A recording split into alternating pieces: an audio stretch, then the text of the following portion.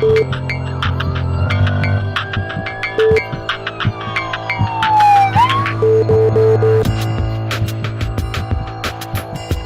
buenas tardes y bienvenidos al ombliguito de la semana. Estamos en el miércoles 6 de diciembre, como todos los días, en su programa Salud TV.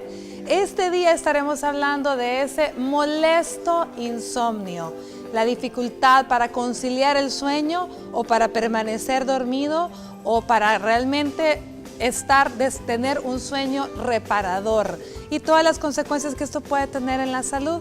De eso vamos a estar aprendiendo el día de hoy al regresar de la cápsula con nuestros invitados.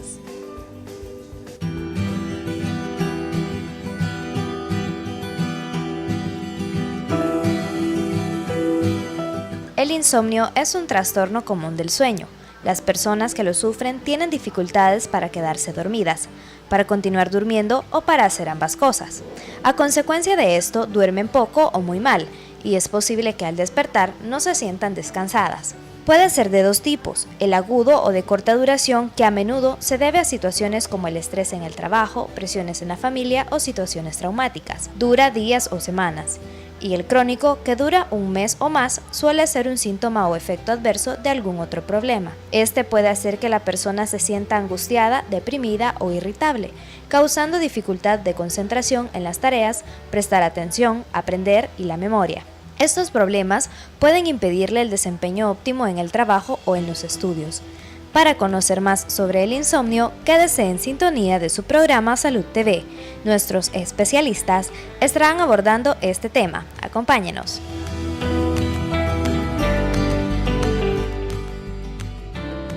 Bueno, vamos a estar aprendiendo sobre el insomnio este día y para eso nuestros invitados, la primera de ellas, nuestra psiquiatra que nos acompaña el día de hoy, la doctora Claudia Vega. ¿Qué tal, doctora? ¿Cómo está? Amable, gracias. Es un placer estar nuevamente compartiendo en este espacio para hablar un poquito de este día del insomnio. Es un placer nuevamente estar acá con ustedes. Gracias por aceptar la invitación, como siempre. Ya sabe, También le damos la bienvenida al licenciado en Psicología, José Martín Herrera. ¿Qué tal? ¿Cómo está, licenciado? Agradecerle mucho por la oportunidad que me da de estar compartiendo conocimientos sobre el insomnio. Muchísimas gracias a usted por hacer el tiempo para acompañarnos. Y por supuesto, cómo no, vamos a tener por acá a nuestra especialista en sueño, la doctora Elena Majano, neuróloga y somnóloga. ¿Qué tal, Elena? ¿Cómo estás? Bien, bien, muy amable, gracias por la invitación. Y bueno, vamos a hablar del insomnio. Excelente, y estamos estrenando color de cabello, me encanta. Gracias, muy amable, muy fina, muy detallista. Gracias. Bueno, ¿qué tal si hablamos un poco por definición? ¿A qué se le llama insomnio, Elena? Hay muchas definiciones que abarcan lo que es el concepto de insomnio, pero quizás una sencilla y una práctica es la dificultad para iniciar, mantener el sueño, es la sensación de despertarme media hora o una hora antes de que suene el despertador, o que no me pase nada de eso, pero que a la mañana siguiente mi sueño no es reparador.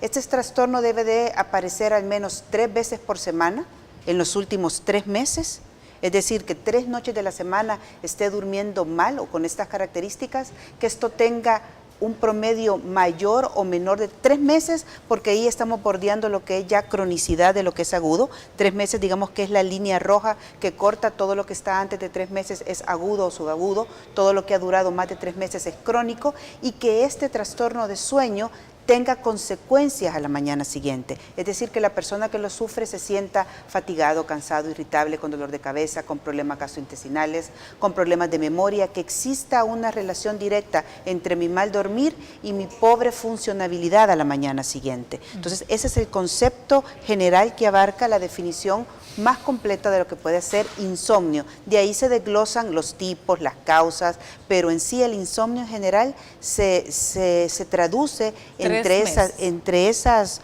quejas, el impacto y la duración que tenga el trastorno en el paciente. Excelente. Bueno, hablando de impacto, le vamos a preguntar aquí al licenciado Herrera, realmente cuál es el impacto que puede tener en la interacción con las demás personas cuando una persona tiene insomnio. Bueno, lógicamente, como ya lo expresó la doctora, es una interrupción en el ciclo, en el curso normal del sueño. Esto la persona puede volverse irritable, puede volverse, amanece irritable, cansada, fatigada. y eso puede generarle un mal humor. O sea, el mal humor puede hacer que la persona establezca malas relaciones interpersonales con las personas porque no ha descansado lo suficiente, no ha tenido un sueño reparador, no anda lo suficientemente descansada.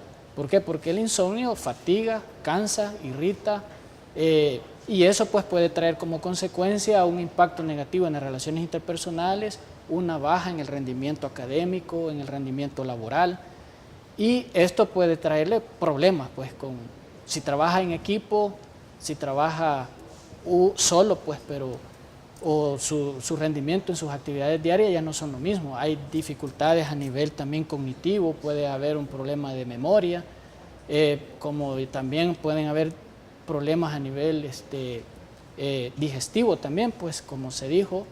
El insomnio pues, nos puede también llevar a problemas de otra índole a nivel físico, como cardíacos, ¿verdad?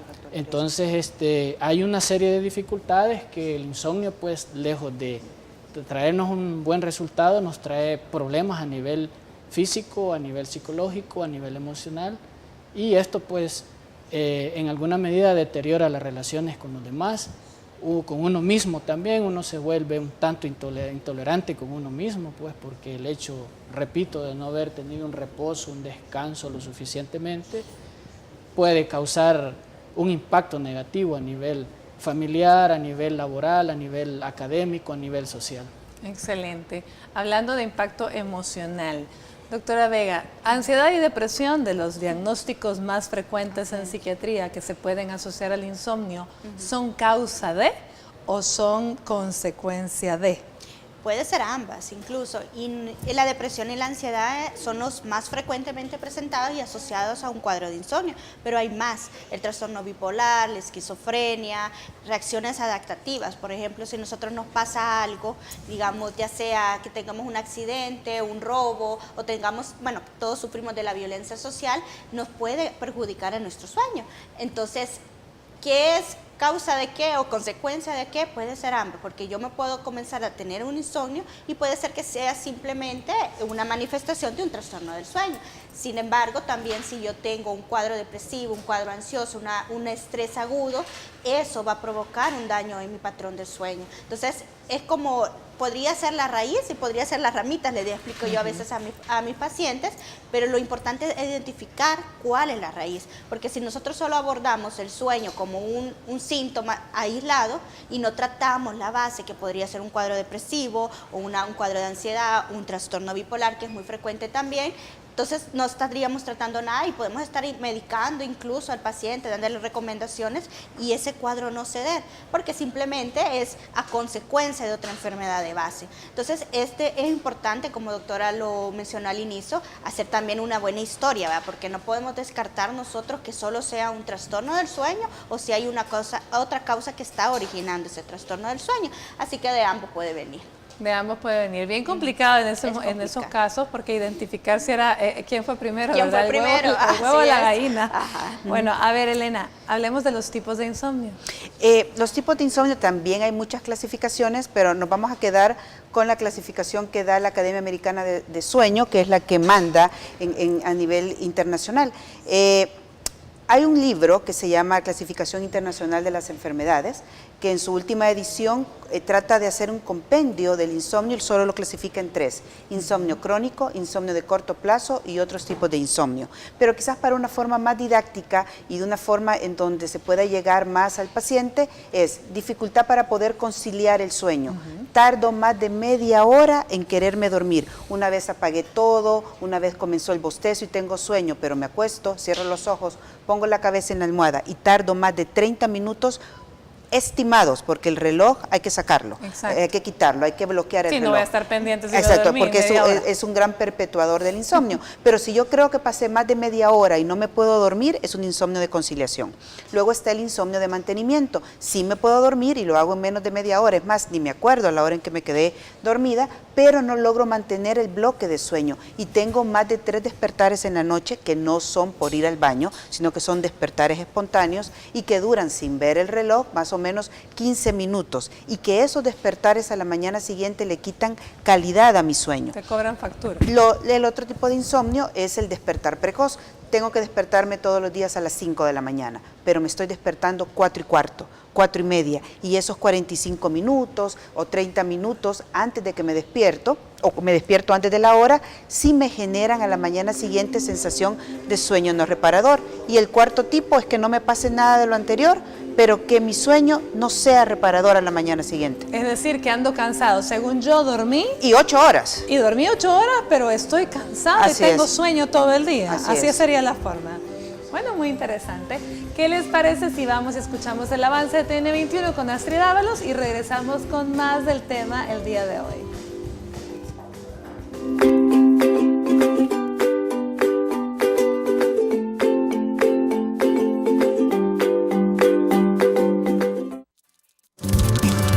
Estás viendo Salud TV.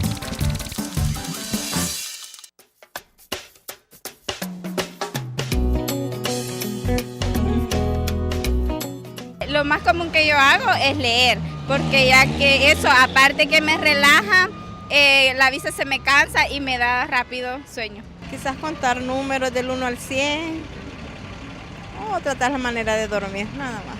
Quizás me tomo un té para relajarme y luego ya siento que me duermo. Trato de relajarme y pensar cuál fue el problema que ocasionó eso. Yo me pongo a orar y con eso pues tengo.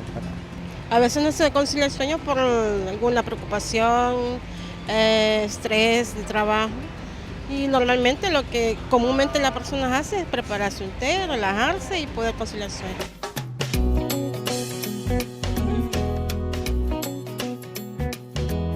Agradecidos como siempre porque usted le da tiempo a nuestro programa, le da tiempo a nuestro sondeo y siempre nos responde. Muchas gracias. Es interesante escuchar lo que cada persona le gusta hacer cuando no puede conciliar el sueño, ¿verdad, Elena? Es orar, leer.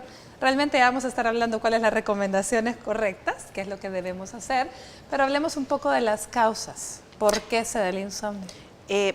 Se tiende a clasificar siempre en lo que es un insomnio primario y un insomnio secundario. Creo que en el insomnio secundario no hay mucho de qué hablar porque es causado por otra patología que bien puede ser psiquiátrica, como dijo la doctora Vega, puede ser médica, puede ser neurológica, ambiental, transicional, lo que sea.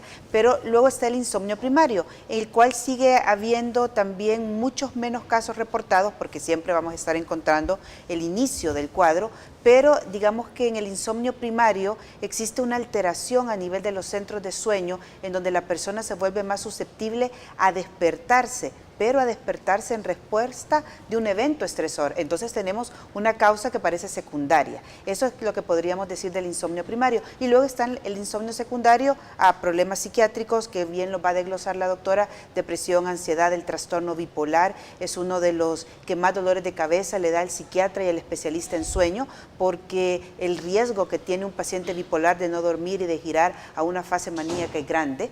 Entonces, muy importante en las patologías psiquiátricas, no solamente las que mencioné yo, sino que las que puede aportar la doctora, estar seguro que su paciente, además de tomarse sus medicamentos que los mantienen insertados en la sociedad, también esté pudiendo dormir. Luego están las causas médicas, ahí está el dolor.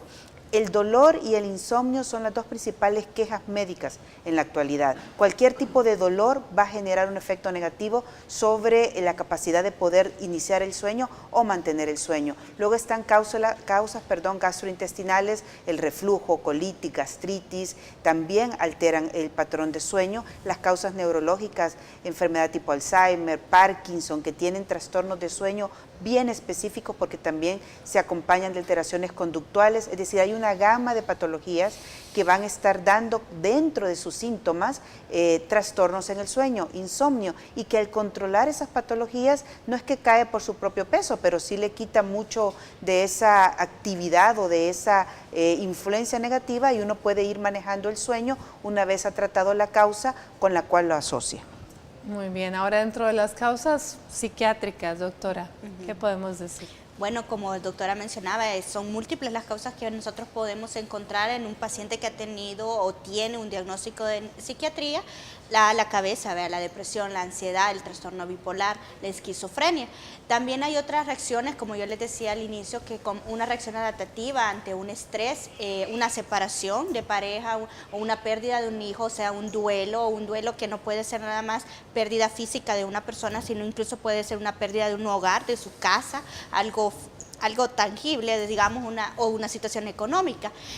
Obviamente los trastornos psiquiátricos casi que van acompañados a la par un insomnio, pero también es importante aclararles a los que nos están escuchando que incluso los medicamentos que nosotros podemos utilizar en estos trastornos psiquiátricos pueden generar un insomnio si no son indicados apropiadamente o los tomamos en horas que no son. A mí me pasa que algunos pacientes nosotros damos un antidepresivo y hay que tomarlo por la mañana y el paciente por las carreras, por olvidos, lo toman por la noche. Entonces se genera un trastorno del sueño a consecuencia que este paciente está tomando mal su medicación. En el caso del trastorno bipolar, como ellos cuando entran a la fase maníaca ellos ya no quieren tomar medicamentos, pero a veces suele pasar que se toman los medicamentos para complacer a un familiar, viene y se lo toma por la noche. Entonces, obviamente, genera un cuadro, vira el paciente, comienza más actividad cerebral y obviamente presenta el insomnio. Entonces, también hasta para los tratamientos, no solamente en el área psiquiátrica, sino que también existen otros medicamentos de otras áreas que pueden ser, como la doctora bien explicaba, podría ser un gastrointestinal, puede ser algo neurológico que está generando. Por ejemplo, en la enfermedad de Parkinson toman levodopa, ¿vea? Pero esa está controlada, cómo tomamos ese medicamento, pero si nosotros lo tomamos mal, también podemos provocar un insomnio. Y de por sí, la enfermedad de Parkinson también lleva consigo un insomnio. Entonces son múltiples las causas, sí es importante siempre consultar y aclarar todas las dudas con su médico, ¿vea? En mi área se le trata de inculcar al paciente una buena adherencia al tratamiento, educarlo sobre los efectos secundarios y si nosotros evidenciamos un insomnio que tal vez nos hace sospechar que no sea propiamente de la enfermedad psiquiátrica, ya nos abocamos a otros especialistas, porque la verdad que el insomnio es una enfermedad que tiene que ser multidisciplinaria, no solamente es la parte psiquiátrica, psicología, la doctora como especialista del sueño, también hay que cuidar los otros aspectos, somos seres humanos integrales, entonces también a la par va todo eso. Bien, licenciada, hablemos un poco del aporte de la psicología en el caso de un insomnio ya de que está en tratamiento. Bueno, principalmente pues la psicología, como ya bien lo dijo la doctora, tiene que ver mucho en y más que todo va encaminado a cambiar patrones de conducta, ¿verdad? Malos hábitos, revisar los hábitos que tenemos y cambiar los malos hábitos por hábitos que vayan en beneficio a un sueño conciliable, a un sueño reparador. En ese caso, pues el tratamiento psicológico va enfocado con terapias cognitivas conductuales, ¿verdad? Hacer cambio de hábitos, cambio de conductas. A lo mejor en el transcurso de nuestra vida hubo algún momento en que el hábito que traíamos adecuado, que nos permitía poder tener un reposo, un descanso adecuado, en algún momento se interrumpió por la accesibilidad que le dimos a hábitos que nos han traído consecuencias y que han impactado en el ciclo normal circadiano del sueño. Pues, o sea, nos ha traído, por ejemplo, quedarse a altas horas de la noche viendo la televisión, ahora metidos en la tecnología. Principalmente esos son uno de los factores que ahorita están agobiando a la población, pues la adicción a la tecnología, eso quiera o no interrumpe el normal ciclo del sueño. Entonces esos hábitos deben de ser atendidos psicológicamente a través de terapias cognitivas conductuales y en sesiones ya previamente programadas entre el psicólogo y el demandante o el cliente o el paciente, como lo querramos llamar, según el caso, la necesidad y la gravedad del caso. Pero sí hay formas también pues aparte de hacer cambios de hábitos, cambios en ver el estilo de vida, cómo lo tenemos, un estilo de vida muy desordenado en cuanto a no irnos al reposo de inmediato, a comer, digamos, también alimentos demasiado pesados, bebidas que nos estimulan también, pues, ¿verdad? También sería bueno adoptar en esos cambios de hábitos que vayan en beneficio de un sueño placentero, de un sueño saludable, integrar pues el ejercicio físico, gimnasia, terapia ocupacional, la lectura es muy buena, pues la lectura nos ayuda mucho. También la meditación, hacer un poco de meditación. También a lo mejor darnos una ducha antes de irnos a bañar, pues la ducha relaja. Pero con agua tibia. Exactamente.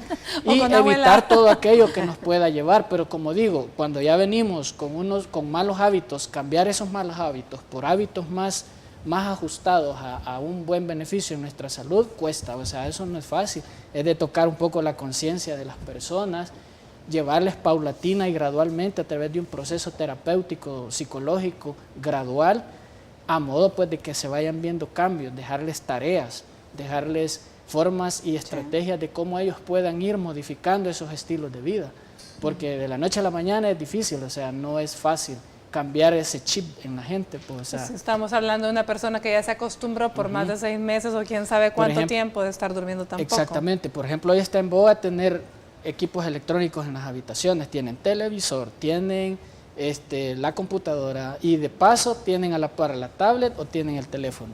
Entonces todo eso genera alteración en el reposo, en el buen dormir, en el curso normal del sueño. También no llevar pendientes a la cama, o sea, problemas de carácter interpersonal, ya sea en el trabajo, con la misma familia, dejar todo arreglado antes de irse a la cama, o sea, pedir perdón, pedir disculpas si es necesario. Muchas veces por el hecho de no pedir perdón, no pedir disculpas, nos está martillando la conciencia, y eso, quieras o no, altera el buen reposo. Pues también el hecho de ser ordenado en las finanzas. El ser ordenado en las finanzas contribuye a obtener una buena salud, un buen reposo en el sueño. El hecho también de no sobrecargarnos laboralmente, ¿verdad? Entonces, todas esas actitudes, todos esos comportamientos sí son modificables, pero como digo, a través de un proceso terapéutico, psicológico, sobre la base de la psicología, de la psicoterapia cognitiva conductual, en sesiones que el mismo colega psicólogo puede ir estableciendo según la necesidad que vea del caso con relación al paciente. Pero sí hay mecanismos de cómo superar eso. Sí hay mucho aporte dentro de la psicología para el manejo del insomnio, definitivamente. Es que la terapia cognitiva conductual es el 80 al 90% del éxito de un tratamiento en forma del insomnio. Interesante, porque mucha gente podría pensar que el tratamiento va a ser sencillamente el medicamento que le vas a dar. No, hay que tratar la causa. Si detrás del insomnio hay una neuropatía diabética, hay que tratar, hay que controlar los niveles de glucosa, hay que dar medicamentos que controlen la neuropatía diabética, pero si detrás del insomnio, después, como dijo la doctora Vega, después de hacer una buena historia clínica, como dijo también el licenciado, después de revisar los hábitos o qué hago yo 2 horas antes de ir a la cama, me estoy dando cuenta que me estoy auto boicoteando el sueño porque me estoy dando una cena sumamente copiosa, porque vivo prendida de Facebook o de cualquier otra cosa antes de irme, y porque me gustan ver las películas súper activas o quiero ver películas de miedo y eso me genera que me quede todavía activada. Todas esas cosas son malos hábitos. Al irlos quitando, vamos quitando ese boicot a nuestro sueño y se va perpetuando un mejor tratamiento en base de botar esos hábitos y adquirir otros en pro de la noche. Muy bien. Definitivamente el insomnio, todos estamos expuestos, a todos nos puede pasar, pero hay un grupo etario que sufre de muchos problemas durante el sueño, que son las embarazadas. Veamos la siguiente cápsula, la doctora Lorena Alvarenga, ginecóloga, nos habla al respecto. Ya volvemos.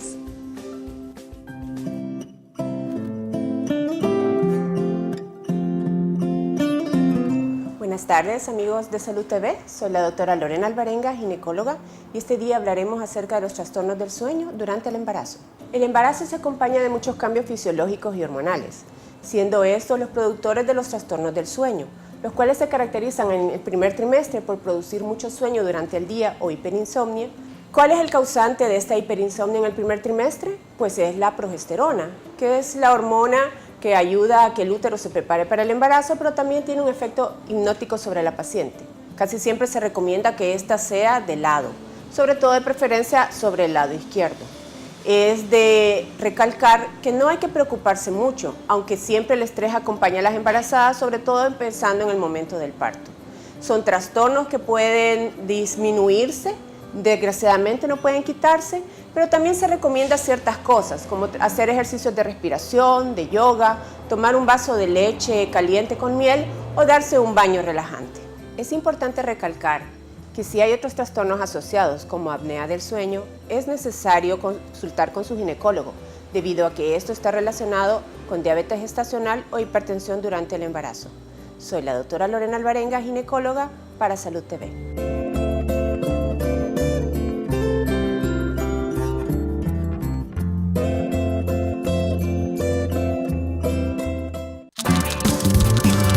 Estás viendo Salud TV.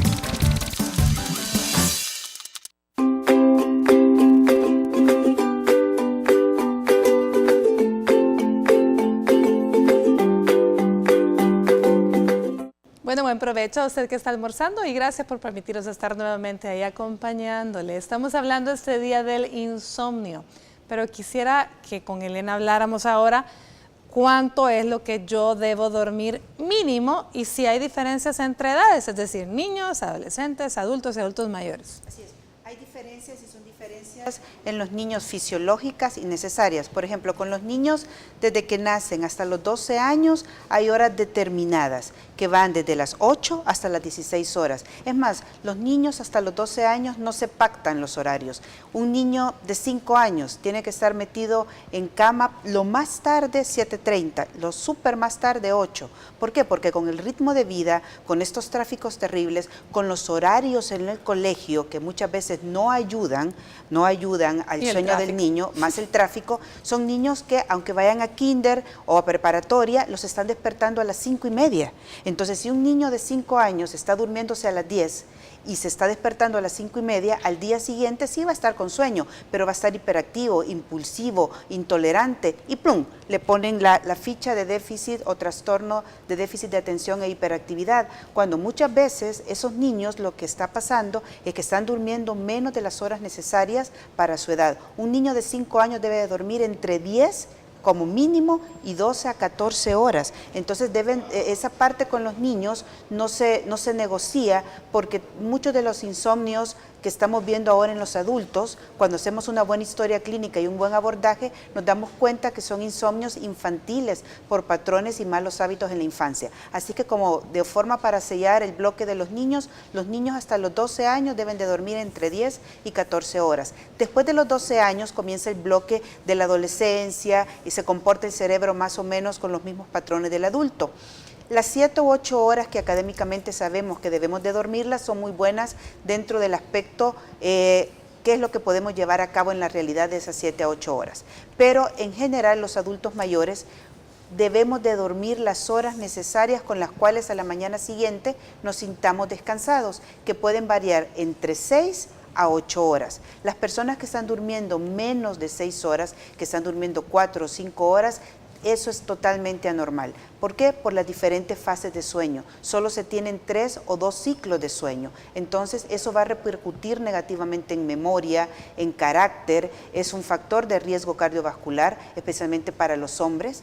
Obviamente los hombres obesos, los hombres que roncan, que se asfixian en la noche, que tienen apneas de sueño no tratadas y tienen un corto periodo de sueño, 5 a 4 horas, tienen más riesgos obviamente de presentar una muerte súbita, de presentar arritmias cardíacas. Es decir, para los adultos mayores la cantidad de horas necesarias son aquellas con las cuales yo me siento descansado a la mañana siguiente y funcional. Pero eso sí, si están durmiendo menos de 5 horas o menos de 6 horas, es patológico. Y en el adulto mayor, ese es otro universo, porque aquí interfiere la polimedicación, los efectos secundarios de la polimedicación, las enfermedades propias de esa edad y la capacidad que tiene el cerebro de generar o no ya suficientes etapas de sueño profundo, que es el sueño reparador.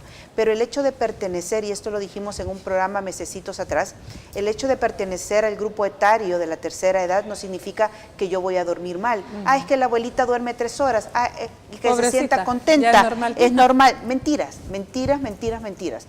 Entonces, lo que debemos de hacer con el paciente de la tercera edad es hablar con nuestros ancianos, empezar a desglosar, que nos lleven la bolsa con todos los medicamentos que toman y, como dijo la doctora, empezar a ordenar según horarios, porque hay medicamentos que tomados en la noche quitan el sueño, a la cabeza los esteroides. En los pacientes que sufren de asma o de artritis reumatoidea, nunca dar esteroides en la noche, porque es un gran boicoteador del sueño. El paciente de la tercera edad va a dormir las horas que hasta cierto punto el médico o uno de nosotros cuando nos consulta le propiciemos. ¿Cómo? adecuando sus medicamentos, integrando al abuelito a la cena y a la sobremesa de la familia para evitar que se vaya a dormir a las 7 de la noche. Si se duerme a las 7 de la noche y se despierta a las 2 de la mañana, ya durmió lo que tenía que dormir. Entonces el abordaje de la tercera edad es diferente. El abordaje de la tercera edad depende mucho del contexto familiar, del médico, de la polimedicación, pero sobre todo de poder entender los cambios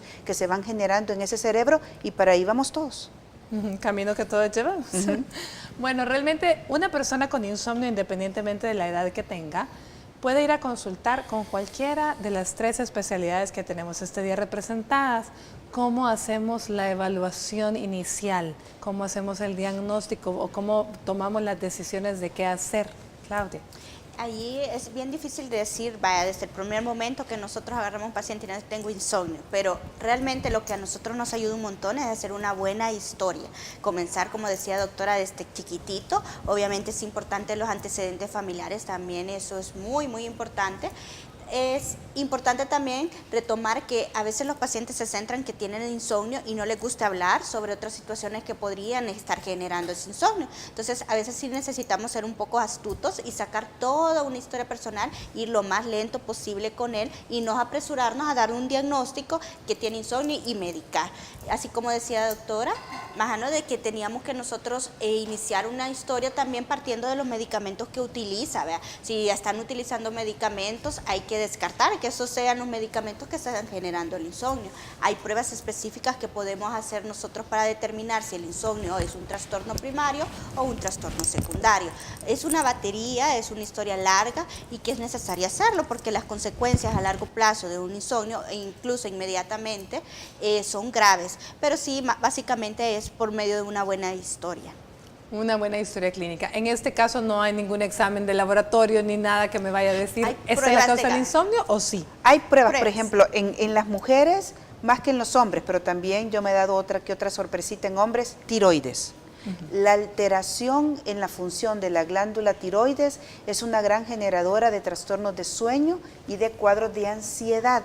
Entonces, dentro de la batería de exámenes que uno puede hacer dentro del abordaje, está nunca olvidar esto para desde el colega médico general hasta el especialista, siempre mandar un perfil tiroideo en aquel paciente o aquella paciente que se queja de taquicardia, que pasa muy ansiosa, que tiene un insomnio bien cimentado, bien marcado. Chequeen tiroides porque uno se lleva cada sorpresa. Y tal vez algo solo chiquito que acotar a lo que dijo la doctora.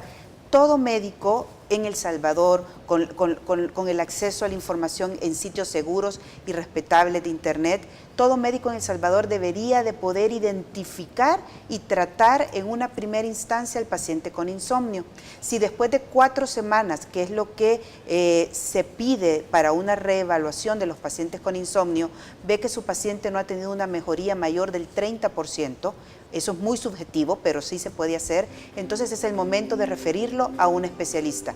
Pero todos deberíamos estar capacitados para dar ese primer abordaje. Ese primer abordaje que realmente es la entrada para poder optar a buscar qué más está pasando.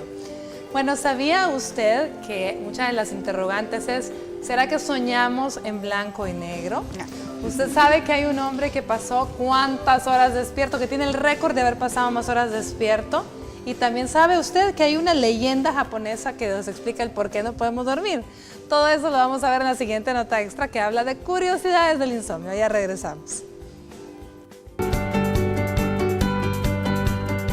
Este día conoceremos datos curiosos sobre el insomnio. Existe una leyenda japonesa que dice que si una persona no puede dormir por la noche es porque está despierto en el sueño de otra persona, ideal para quienes por pensar en el amor de su vida no pueden conciliar el sueño. Randy Gardner pasó 264 horas despierto para batir un récord Guinness bajo el control científico. Se considera el caso mejor documentado habitualmente. A los pocos días mostró pérdida de concentración y memoria. Al 4.º día empezaron las alucinaciones y a los 11 días no podía completar algunas tareas mentales básicas, aunque por momentos parecía estar perfectamente normal. El libro de récords retiró esta categoría en 1989 por ser peligrosa para la salud. Un 12% de la población sueña exclusivamente en blanco y negro. Estudios hechos entre 1915 y 1950 decían que la mayoría de la gente soñaba en blanco y negro.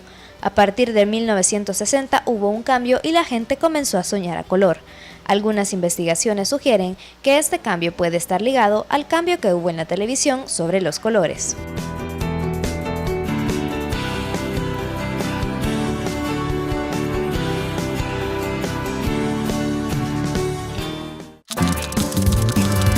Estás viendo Salud TV.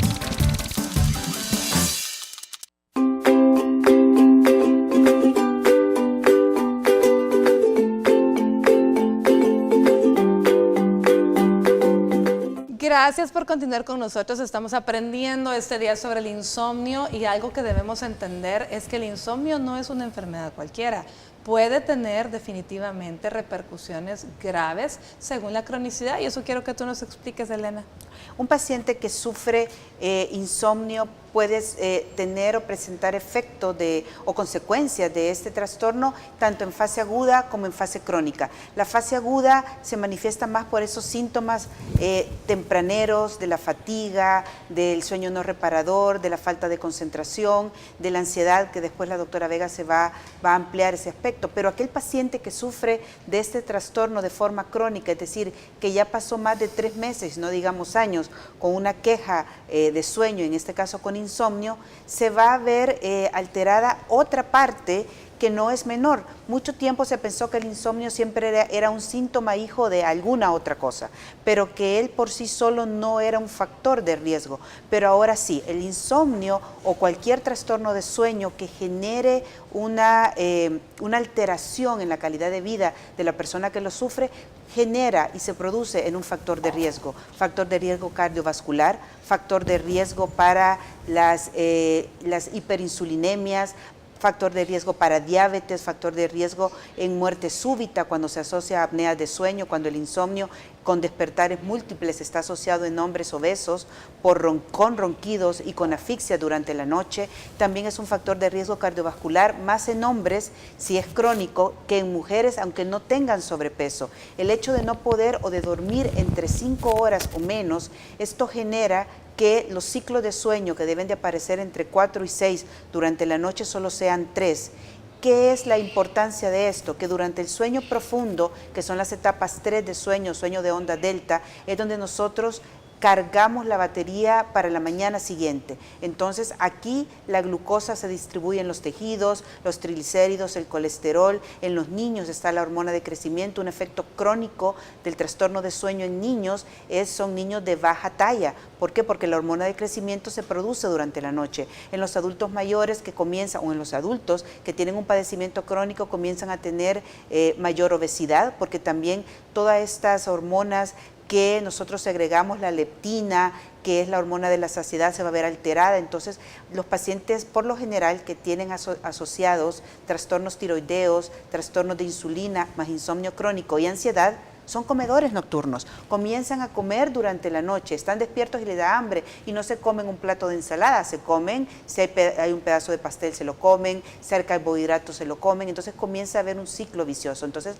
los efectos crónicos son la obesidad, las dislipidemias, las alteraciones en el metabolismo de glucosa, un aceleramiento de lo que es la arteriosclerosis, la hipertensión arterial se puede ver gatillada, disparada en los cuadros de insomnio crónico, y todo esto lo que va a generar es que el paciente va a estar en un ciclo vicioso de mal dormir, acompañado también de patologías médicas que vinieron a consecuencia del mal dormir. Muy bien.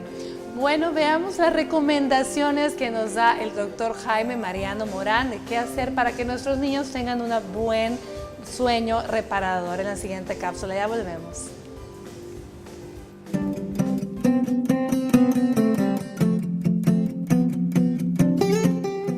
Buenas tardes, amigos de Salud TV. Soy el doctor Mariano Morán, neurólogo pediatra.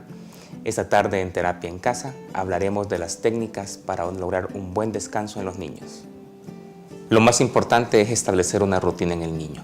Debe de procurarse que siempre se duerma a la misma hora. Otra cosa importante, el niño debe dormir siempre en el mismo lugar. Si es en su cama, en su cama. Si es en una hamaca, pero no cambie el lugar a donde lo está durmiendo. Debe delimitarle la tecnología. A mi gusto, a las 5 o 6 de la tarde deben de apagarse las tabletas, los celulares, los televisores. La luz excita el cerebro y eso quita el sueño.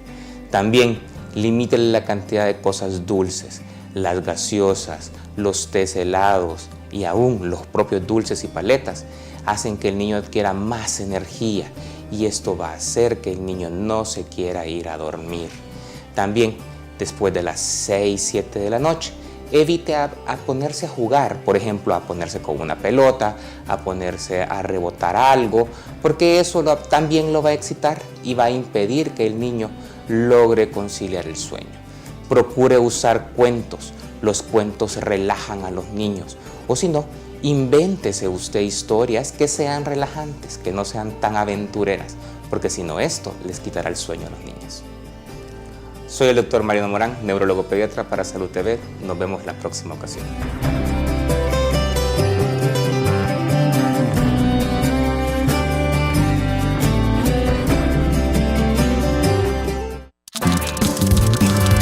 Estás viendo Salud TV.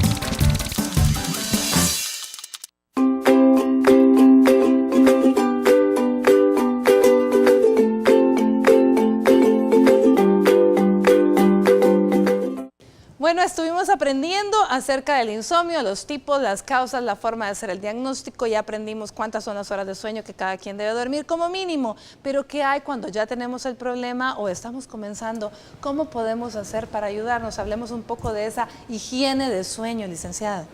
Bueno, para establecer y recuperar nuevamente el sueño placentero saludable es importante revisar, como dije anteriormente, nuestros hábitos, hacer a un lado los malos hábitos que nos han traído problemas en nuestro curso normal del sueño y adoptar hábitos saludables, dormirnos a una hora fija durante la noche, irnos a acostar a una hora fija, no prolongar las horas más de estar despiertos por estar metidos en la tecnología, por decir algo, que es lo que más ahorita nos está acosando, y tratar la manera de ser disciplinados en eso, pues, o sea, generar un cambio de conducta en nosotros y adoptar en esa medida un hábito más saludable que vaya enfocado pues, a recuperar ese curso normal del sueño.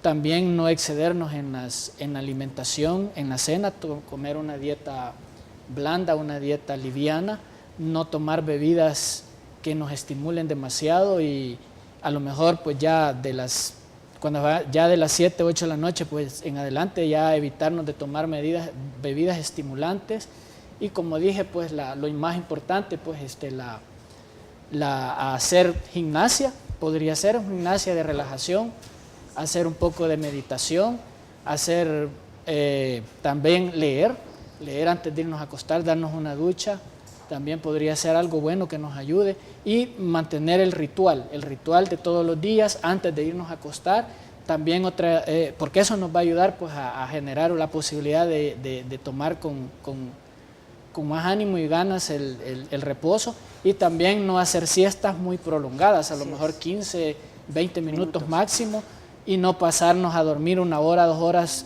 que eso nos va a hacer trastornar el ciclo del curso normal del sueño, porque la siesta debe de ser igualmente disciplinada, medida, no hay personas que duermen hasta 1 hora, hora y media, 2 horas, y por eso trastornan su ciclo normal del sueño. Entonces, lo recomendable es, si hay una costumbre de dormir, pero 15, 20 minutos máximo.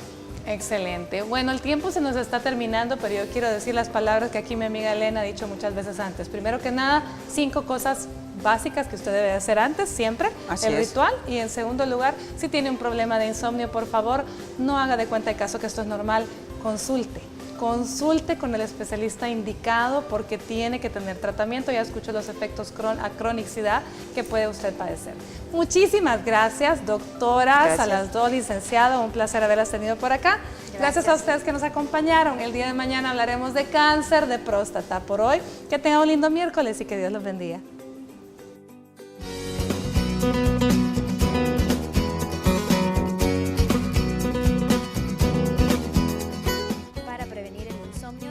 Las siguientes recomendaciones. Crea un ritual relajante para la hora de dormir. Tener una actividad que realices regularmente antes de dormir puede ayudar a señalizar a tu mente y tu cuerpo que es momento de descansar. Presta atención a lo que comes en las últimas horas. Consumir alimentos procesados por la noche pueden ocasionar indigestión y malestar. Esto puede dar como resultado una incapacidad para dormir. Reduce el estrés. Las preocupaciones con el trabajo, la escuela o vida social pueden ser el detonante de los problemas al conciliar o mantener el sueño. Lo ideal es relajarte y no pensar tanto en las actividades por hacer al día siguiente. Recuerda que si definitivamente no puedes tener un buen sueño o duermes poco, no debes automedicarte y debes consultar con un especialista.